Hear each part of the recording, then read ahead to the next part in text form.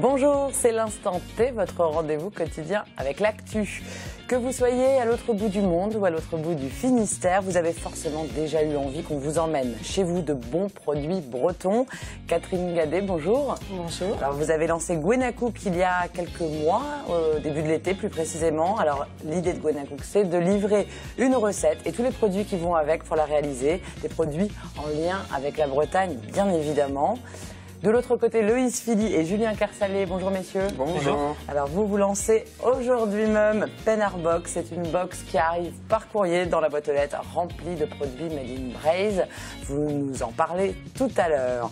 Et puis c'est le grand retour de notre spécialiste du sport, Ludovic Jean. Bonjour. Bonjour Pauline. Alors que s'est-il passé ce week-end dans le Finistère? Eh bien écoute, on parlera de handball, de football et puis de pétanque, histoire de varier un petit peu les plaisirs. Oui, c'est... Une fois de temps en temps, c'est bien. Allez, ce sera tout à l'heure dans l'Instant Sport. Tout de suite, on démarre par un point sur l'actu de ce lundi 5 octobre. Et la nouvelle criée de Brest organisait sa première vente ce lundi. Auparavant située sur le premier éperon du port, elle est maintenant sur le troisième. 2500 mètres carrés de bâtiment pour une plus grande capacité de stockage et un budget total de 5 millions d'euros. Découverte avec Anaïs Plateau. Dans la salle de triage de la nouvelle criée, les travailleurs s'affairent. Tout doit être prêt pour la première vente à 15h30. Après avoir été débarqués par les pêcheurs dans le sas côtier, les employés pèsent et trient les différents poissons. Des barres, des lieux jaunes ou encore de l'arrêt. Quant aux coquillages et crustacés, ils sont conservés vivants. Nous, on récupère la marchandise qu'on va stocker après en vivier, parce qu'on a une salle vivier là qu'on a prévue de 10 tonnes capacité en 10 tonnes crustacés et 10 tonnes coquillages. La criée récupère des marchandises de tous les petits ports de la pointe finistérienne, mais aussi des îles d'Ouessant et de Molène. En un an, 1600 à 1800 tonnes de produits défilent dans les bâtiments, une quantité trop importante pour la précédente criée de 1000 mètres carrés. 5 millions d'euros et un an de travaux ont été nécessaires. Sur le troisième éperon du port, le nouveau bâtiment représente aujourd'hui 2500 mètres carrés. Deux raisons au déplacement. D'abord, sur la surface, les normes sanitaires qui ont beaucoup augmenté, bien sûr, et qui nécessitent davantage de surface. La deuxième raison, bien sûr, c'est l'augmentation des volumes, puisque nous avons démarré la criée avec zéro volume à Brest sur ce premier éperon et qu'aujourd'hui nous traitons à peu près 1600 tonnes à l'année. La nouvelle criée n'a pas encore fini d'évoluer. Prochains travaux sur la liste, l'augmentation de la taille des quais de déchargement. Un développement qui permettra de stocker encore plus de marchandises. Autre évolution, la vente par Internet qui représente près de 90% des transactions. On va faire une pesée sur les balances qui vont être enregistrées sur des tablettes qui sont transmises directement sur le site internet de la criée. Au fur et à mesure des pesées sur les ports, les apports seront mis à jour sur le site internet. Les acheteurs peuvent se connecter pour regarder qu'est-ce qu'il va y avoir à la vente l'après-midi ou le lendemain. L'acheteur après a téléchargé l'application de la criée et vient se connecter avec son code et son mot de passe et il achète avec sa barre espace. C'est facile pour l'acheteur. Avec ces nouvelles installations, la criée cherche à toujours plus valoriser les produits de la mer. Les prochains sur la liste, pourquoi pas les palourdes? Initiative originale pour la députée du Finistère, Patricia Adam. Sur les 260 000 euros de sa réserve parlementaire, elle a décidé d'en reverser 50 000 à des associations qui œuvrent pour l'accueil des réfugiés dans sa circonscription de Brest. Elle explique ce choix au micro de Julie Sicot. Je pensais qu'il était normal, nécessaire, légitime d'aider sur le territoire de ma circonscription les associations qui vont intervenir dans ce domaine avec les collectivités bien évidemment. Elles ont plusieurs idées actuellement. En particulier, je vais citer deux exemples. Des particuliers ont proposé à ces associations de proposer un logement ou une chambre chez l'habitant. Donc il faudra pouvoir accompagner cette démarche, mais ça peut être aussi de l'accompagnement individuel. Il y aura besoin d'alphabétisation, par exemple, de pouvoir accompagner aussi peut-être les familles et ceux qui sont avec des enfants, puisque ces personnes auront vécu des traumatismes importants, celui de la guerre, bien évidemment. L'Europe est le continent le plus riche, donc on ne peut pas dire qu'on n'a pas les moyens. C'est simplement une question de volonté politique, c'est vrai, et j'assume. Et ce lundi, c'était sorti Nettoyons la nature pour les élèves de Plouescat. Et se rendre sur la côte et ramasser les déchets, ils ont utilisé un moyen de transport des plus écologiques. Découverte de cette initiative originale avec Frédéric Lorenzon. Moyen de transport original pour ces écoliers de Plouescat ce lundi. Pas de minibus, mais 7 carrioles. À la manœuvre, Gérard, le propriétaire de la jument de Trébreton. Allez, on y va. Tenez bien les enfants, on y va. Hein. Toundra, allez, hop. Allez, c'est parti. Toundra, la jument de Trébreton, entraîne les 17 élèves à son rythme. Donc là, on va aller à la plage de Frouden. On a pour 3 quarts d'heure à peu près. La jument et ses 700 kilos de muscles traînent vaillamment les petits passagers, pas toujours rassurés. C'est impressionnant. Ça fait drôle parce que c'est la première fois que j'y vais. Du coup, ça bouge un peu, quoi. Ça va moins vite qu'une voiture, quoi, déjà. Traversée du bourg et direction la côte à petite vitesse. Là, on est à 5 km/h en moyenne. Toundra, c'est une jument bretonne, elle a 8 ans. Elle est née dans le Morbihan. Et je l'ai achetée quand elle avait 2 ans. Et elle était très très facile à débourrer pour l'attelage. Engagée dans une opération de nettoyage de la nature, comme chaque année, cette classe a choisi ce moyen de transport écologique. Le but de cette sortie, c'est en fait d'initier un petit peu les enfants à l'écologie et vraiment l'écologie jusqu'au bout, parce que les autres années, nous avions l'habitude de faire le nettoyant la nature, mais nous y allions à pied ou parfois même en car. Cette année, c'est la nouveauté, on y va en calèche. Voilà, comme Gérard Leduc nous avait proposé cette initiative-là, évidemment, j'ai dit oui. Et donc le but, c'est d'aller ramasser les déchets qui se sont échoués suite à la grande marée de ce week-end. 3 quarts d'heure plus tard, arrivé sur la côte, le ramassage peut commencer. Les grandes marées ont laissé quelques offrandes aux élèves. Toundra, de son côté, fait une pause avant le chemin de retour. Samedi, elle ne sera pas seule. À Plouescat, 75 chevaux de Trébreton sont rassemblés pour un concours annuel. Et direction les Côtes d'Armor maintenant, où la petite commune de Plaintel, aux portes de Saint-Brieuc, a vibré ce lundi au son des hennissements avec sa traditionnelle foire aux poulains. Un événement incontournable pour la ville puisque les écoles publiques sont exceptionnellement fermées et les entreprises locales aussi. Immersion au cœur de l'événement avec Anne Burlot. C'est une institution qui perdure à Plaintel depuis 5 siècles. La foire aux poulains a traversé plusieurs crises, sans jamais perdre de sa ferveur populaire. Comme chaque année, ils sont entre 15 000 et 20 000 personnes à arpenter la place de la mairie. Parmi eux, de nombreux passionnés et professionnels. C'est un rendez-vous économique. On vient ici pour faire du business, on vient pour acheter, on vient pour vendre, on vient pour prendre des contacts naturellement. C'est le marché le plus important aujourd'hui en Bretagne. Les poulains d'élevage sont examinés du garrot au sabot.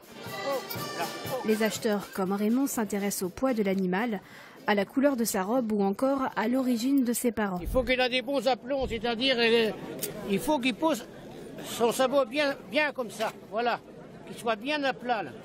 Une bonne ligne de dos et une gueule comme le futur acheteur. Contrairement aux femelles, la plupart des mâles ici sont vendus pour la viande, entre 1,50 € et 1,70 € le kilo. Seulement aujourd'hui, la conjoncture actuelle est plus difficile. Il n'y a plus déjà de boucherie chevaline. Voilà, donc les gens ne veulent pas manger de cheval. C'est le problème est là, quoi. Donc il n'y a que l'Italie, c'est exporté en Italie, c'est tout. Voilà, ou la Roumanie aussi, quoi. Ils en prennent aussi. En 30 ans, la consommation de viande chevaline française a été divisée par 6. Mais heureusement, ce n'est pas ça qui menacera la pérennité de ce marché traditionnel. Voilà, et tout de suite, on passe à l'instant sport. Et Ludovic, on attaque par du football, de la Ligue 2 et le Stade brestois qui fait du surplace actuellement. Oui, Brest qui accueillait Metz, deuxième du classement samedi lors de la 10e journée du championnat de Ligue 2. Petite affluence pour cette belle affiche, seulement 6000 spectateurs au stade Francis Leblé avec une première mi-temps largement dominée par les visiteurs. Mais c'est Brest qui va ouvrir la marque juste avant la pause sur un centre de Batokyo. C'est Brian Pelé qui surgit et place une tête hors de portée du gardien messin, 1-0 à la mi-temps. Et puis à l'heure de jeu, le FC Metz va égaliser sur un centre de Gomez pour la tête de Palomino. Score de parité assez logique, un partout entre Brest et Metz. Brest qui fait du surplace, vous l'avez dit Pauline, 2 défaites et 2 matchs nuls lors des 4 dernières journées. Prochain rendez-vous dans 2 semaines avec un déplacement périlleux du côté de Créteil qui réussit un bon début de saison. Ça vous dit à présent d'écouter Bruno Grougy? Ça me dit, allez, oui. Allons-y, on l'écoute. L'équipe s'est bien comportée.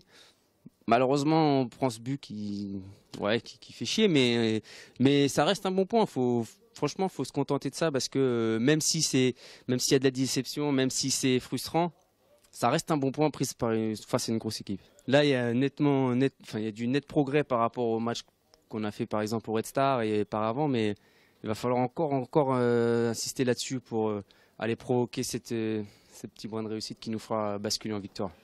Alors Ludovic, on est déjà à la 10e journée du championnat, un petit bilan peut-être? Alors moi je dirais que Brest est une équipe qui se cherche encore. Alex Dupont peine à trouver les bonnes solutions, notamment en attaque où il manque clairement un vrai leader à cette attaque brestoise. Pour autant Brest est 10e avec 6 points d'avance sur la zone de relégation et seulement 4 points de retard sur Nancy 3e. Donc alors attendons encore quelques semaines avant de d'émettre un jugement trop sévère. La saison est longue comme on dit en général dans le milieu du foot. Alors par contre à Brest il y a une équipe qui marche vraiment bien, ce sont les filles du Brest-Bretagne Handball. Et oui, carton plein en ce début de championnat pour le Brest-Bretagne Handball. 5e rencontre et 5e victoire pour le BBH qui s'est tranquillement imposé face au Havre. Rencontre que vous avez pu suivre en direct hier sur notre antenne.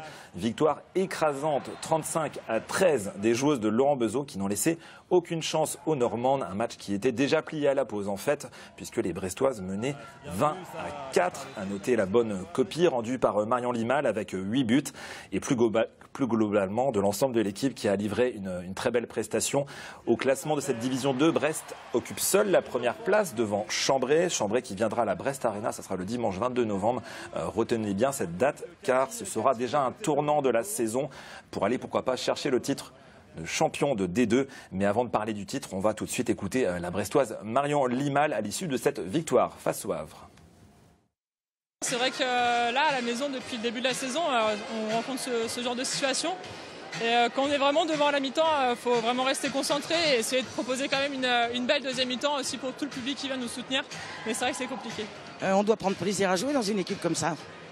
Forcément, oui. Là, on voit que tout le monde est au diapason. Vraiment, il y a toute l'équipe qui apporte sa pierre à l'édifice. Donc, c'est vraiment agréable et on a hâte de continuer encore comme ça. Et une fois n'est pas coutume, on va parler de pétanque. Et oui, ça peut prétendre à sourire lorsque l'on parle de pétanque en tant que sport. Mais il faut quand même savoir que la pétanque fait partie des 10 plus importantes fédérations en termes de licenciés en France. Voilà, c'est bon à rappeler.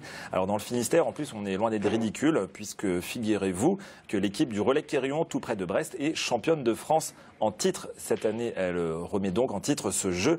Et ça a démarré ce week-end avec la première journée du championnat de France des clubs. Première réussie avec une large victoire 18-6 face à Trégueux, suivi d'un match nul 12 partout face à Plohérin. Deuxième journée de ce championnat de France des clubs, ce sera dans 15 jours à Saint-Brieuc. Et puis chez les messieurs, l'équipe de Quimperlé vient elle aussi d'accéder à la Nationale 1. C'est la première fois qu'une équipe bretonne masculine accède à ce niveau de compétition.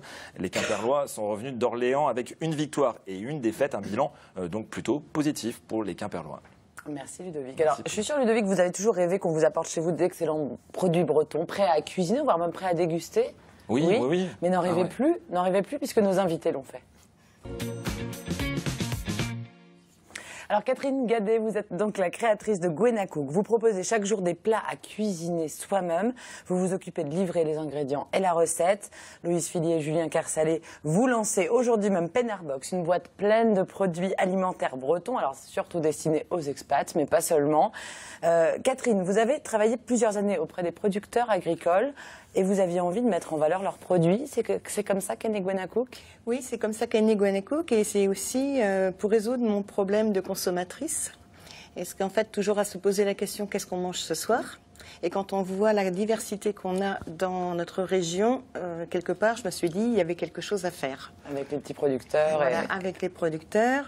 Mais comme je suis une piètre cuisinière, je me suis dit il faut quelqu'un qui me guide, qui me montre l'usage des ingrédients et des produits pour en faire quelque chose acceptable à mon niveau. Alors comment ça marche Gwenna Cook ? Justement, Julie Sicot vous a suivi dans la préparation et la livraison d'un menu. On regarde. Les saucisses. 300 grammes. C'est bon, j'ai.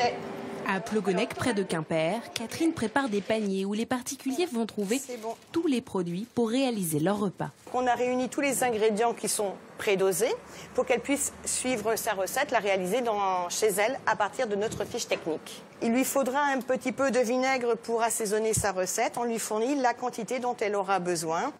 Dans ces paniers, Catherine essaie de proposer des produits locaux et mise sur l'originalité et la découverte.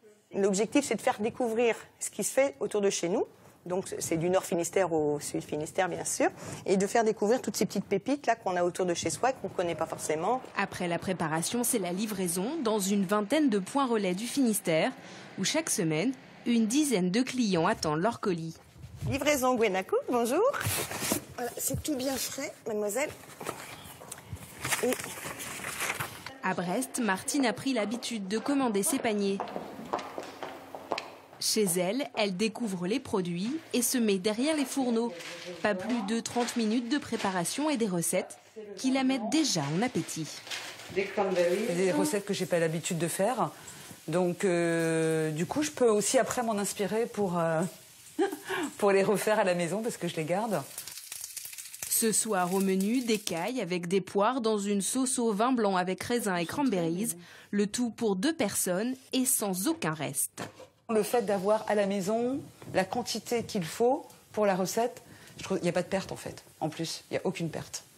Donc ça, c'est vraiment pas de gaspillage. Après la cuisine, il est temps de se mettre à table. Des plats à préparer qui coûtent entre 5 et 10 € par personne. L'ensemble est excellent. Voilà, alors oui, elle a l'air ravie, ça nous donne envie aussi, Catherine. Ça marche bien, Gwenacook, depuis 3 mois à peu près de lancement? Oui, ça y est, c'est bien démarré. On sent, ça y est, les gens commencent à comprendre le concept et à trouver l'intérêt. Donc justement, comme elle me disait tout à fait, c'est l'originalité des recettes, ne plus gaspiller non plus, découvrir des nouveaux produits. Donc les clients sont fidèles. Celle qu'on vient de voir, elle prend souvent. À quelle fréquence? Elle prend toutes les semaines. À toutes les semaines, d'accord, c'est même pas exceptionnel, ça peut être vraiment toutes les semaines. J'ai des clients qui prennent l'intégralité de leur menu de la semaine depuis le début. Alors, avec Penard Box, on est plutôt sur un kit de survie. Vous vous adressez aux expatriés en particulier parce que vous l'avez été expatrié et les produits bretons vous manquez. C'est ça, Loïs? C'est ça. Moi, je suis parti en fait une année à Cardiff il y a 2 ans et je recevais régulièrement avec mes parents des cartons remplis de produits bretons. C'était des Penard Box, c'était les prémices de la Penard Box. C'était un postulat de Penard Box et en effet ça m'a permis de survivre pendant une année, donc avec mon pâté, mon caramel, etc. Et donc Penard Box c'est un petit peu parti de ce constat-là, du mal du pays à l'étranger en fait. Vous aussi, qu'est-ce qui vous a le plus manqué pendant que vous étiez expatrié, Julien? Je dirais facilement les crêpes. Parce que c'est vrai que du coup je suis parti donc, à Miami pour ma part et aux États-Unis c'est un mets qu'on ne trouve pas. Donc j'ai eu la chance de pouvoir trouver de la farine et de me faire mes propres crêpes là-bas. Ça n'avait pas le même goût exactement que les crêpes. Ça n'avait pas le même goût, mais je pouvais quand même retrouver l'odeur de mes racines. Alors si autant sur Gwenacook on peut choisir vraiment ses recettes, avec la Penard Box, comment ça va se passer? C'est un peu les yeux fermés, on ne sait pas exactement, c'est la surprise. C'est le concept même de Penard Box, c'est de recevoir une box au domicile ou au travail et de découvrir en fait les produits au moment de la réception. Donc c'est notre volonté, c'est de créer de la surprise avec des produits plutôt innovants et surprenants. Donc 2 box, Julien, sont proposées dès aujourd'hui. Sont proposées donc dès ce soir. Donc, la première c'est la Pliche Box, donc c'est une box composée de 5 à 6 produits, des produits donc innovants, surprenants, qu'on va dégoter chez des petits artisans donc de la région A5, puisqu'on inclut la Loire-Atlantique. Et en parallèle, on a donc la Bues Box où là c'est véritablement le kit de survie pour le breton à l'étranger, avec les grands traditionnels, le pâté énaf, les crêpes, le caramel, les rillettes de la mer, gonidec. Un petit coup de cidre. Un petit coup de cidre, bien entendu. Faire passer tout ça. Exactement. Et est-ce que vous vous appuyez sur des associations de Bretons à l'étranger, du coup? On sait qu'elles sont très fortes, ces associations ailleurs de Bretons. Vous les avez contactées? Oui, en effet. Donc on a contacté plusieurs associations de Bretons à l'étranger. On a eu beaucoup de retours très positifs, donc des gens qui voyaient réellement l'intérêt et l'impact que pouvait avoir Penard Box pour eux. Donc à l'étranger. Vous comptez en vendre combien par an? On a pour objectif de vendre en première année 1000 box, donc via notre site penardbox.bzh. Et après, on a fait des estimations extrêmement pessimistes en fait pour montrer que le projet était rentable. Donc ça pourrait être bien plus, vu que c'est aussi ouvert en fait aux entreprises. Donc voilà, pour leur comité d'entreprise, leurs cadeaux à la clientèle, etc. Vous nous parliez de produits innovants et originaux. Un exemple de ce qu'on pourrait retrouver dans vous n'aurez aucun exemple. Oh là là, malheureusement. ils sont durs avec vous, Ludovic. Il veut être sûr d'avoir son petit pâté. C'est ça. Ma box. Le seul et unique moyen, c'est de commander sa Penner Box. Alors, vous, Catherine, vous appuyez sur quel réseau pour vous faire connaître? Parce qu'on voit là, il y a les associations de Bretons à l'étranger. Vous, pour Gwenacook, comment ça s'est passé? Du bouche à oreille? Le bouche à oreille. Le bouche à oreille essentiellement. Celui qui a testé, c'est clair, il a envie de faire découvrir sa trouvaille auprès de ses amis, de sa famille, de ses collègues. Mais aussi, je m'appuie sur mes points relais. Et ils sont à l'ordre d'aujourd'hui 25 points relais. C'est des magasins, c'est des bars, ça peut être vraiment des choses très diverses. Aussi, j'ai un artisan d'art, j'ai une personne qui fait de la céramique, qui fait donc des produits céramiques, une autre qui est en préparation, qui elle est perlière. Donc ça, ce sont vos communicants à vous, finalement. Voilà, d'un autre côté, moi, ça me permet de les mettre en avant sur mon site, de faire connaître ce qu'ils font, puisque voilà, on travaille quelque part ensemble. Ils sont dépositaires de ma boîte, mais d'un autre côté, les gens qui viennent chez eux découvrent par la même occasion ce qu'ils font. Alors, les recettes changent tous les combien de temps? Toutes les semaines, il y a des nouvelles recettes. Il faut encore plus d'imagination que quand on tient un restaurant. Comment ça se passe, vous? Qui les trouve, ces recettes? En fait, je fais intervenir plusieurs spécialistes de l'art culinaire, parce que chacun a son truc, chacun a sa sensibilité sur la préparation. Certains sont plus orientés cuisine indienne, d'autres plus la cuisine poisson, d'autres plus la cuisine végétarienne. Vous dites par exemple cuisine indienne, c'est-à-dire qu'à la base, avec des produits bretons, on se fait des plats indiens. Tout à fait. On peut faire des choses très exotiques avec les produits d'ici. On n'a pas besoin d'aller voir très loin. C'est juste une question de savoir-faire. Au niveau délai, quand on commande une glacière Gwenacook, on l'a combien de temps après dans son point relais?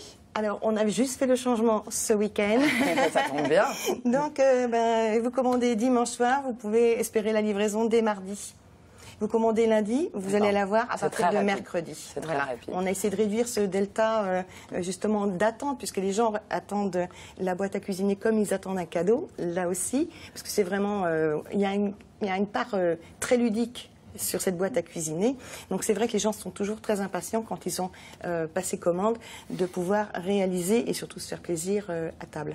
Le point commun de ces deux box, encore une fois, c'est aussi de faire découvrir, vous le disiez, des produits nouveaux. Alors, ils ne veulent pas, les garçons, nous révéler ce qu'il y a, mais peut-être Catherine peut nous en parler. Quelque chose vraiment d'insolite que vous mettez en avant, vous, dans vos produits, ce serait quoi? Alors moi, ce que j'ai découvert, qui quand même depuis 30 ans dans le Finistère, je ne savais même pas que ça existait. En fait, ce sont des perles de saveur de chez Christine Le Ténier. Et c'est des petits bijoux. En fait, on peut les cuisiner avec un poisson. On peut aussi les associer avec son apéritif. Parce que quand on boit son verre, il y a une petite perle qui vous éclate en bouche. À base d'algues, non? C'est à base d'algues. C'est à base d'algues. C'est à base d'algues. C'est peut-être ça qu'on retrouvera aussi. J'ai vu dans leur regard. Il y a eu quelque chose là. On va passer aux infos pratiques. Combien ça coûte une Penner Box? Alors la première, celle des artisans, elle coûtera 29,90 €, frais de port inclus en France métropolitaine. Et le kit de survie, la Bues Box, est à 44 €, pareil, frais de port inclus en France métropolitaine. D'accord. Et avec le coût supplémentaire quand on est à l'étranger, ouais, ça évidemment. fluctue un tout petit peu, mais c'est pas non plus exorbitant. Combien ça coûte un menu chez Gwenacook? On a des menus à partir de 5 € pour une personne. D'accord, et on choisit le nombre de personnes et voilà. En fait, on fait des recettes à partir d'une personne, puisqu'elles ciblent essentiellement les gens pour qui c'est difficile de se faire à manger. C'est-à-dire que quand on est tout seul, c'est pas évident. Et trouver une recette adaptée pour une personne seule, c'est pareil, c'est extrêmement compliqué. Donc on est parti de ce postulat-là. Une recette pour une personne et après on peut la multiplier par 2, par 5, par 12, comme vous voulez. Bon, pour commander une Penner Box, c'est sur pennerbox.bzh, ça fonctionne à partir de ce lundi. Voilà. Et pour commander chez Gwenacook, c'est sur gwenacook.fr. On avait parlé des délais pour Catherine, juste un mot. Si on commande aujourd'hui notre Penner Box, on l'a dans combien de temps? Livraison le 15 novembre. Le 15 novembre, d'accord. En fait, les commandes s'arrêtent à la fin du mois pour une livraison le 15 du mois suivant. C'est toujours le mois suivant. Exactement. Ok, merci beaucoup à tous les trois. Et tout de suite, on passe au Focus Programme.